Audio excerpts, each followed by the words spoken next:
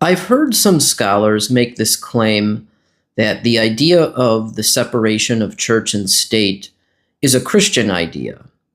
And I've heard Jordan Peterson make this claim. I've heard Tom Holland make this claim. And what they'll do is they'll cite the words of Jesus when he said, "Render unto Caesar what is Caesar's, and unto God what is God's."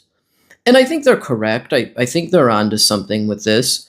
But when they make this point, there are those who challenge them on it, and understandably challenge them because obviously throughout Christian history there was a lot of blending of church and state. By way of example, to this very day, the King of England is supposed to be the head of the Anglican Church. So certainly there was some mixing there. Now, I think a lot of that came about not just because of complicated philosophical and theological reasons, but also for some practical reasons. When the Roman Empire fell, the Christian church filled the void for a lot of important civilizational functions.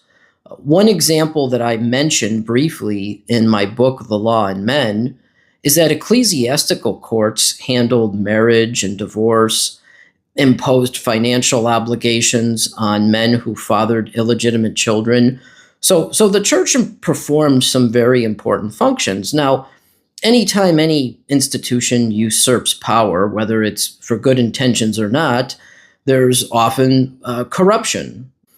But what you see is after the Reformation, you see Christians start to move towards this separation of church and state again. Many of the colonists who came here, they were coming here so that they could worship freely and not be subject to the regulations of the state church from whatever country they came from, typically from England and the Anglican Church.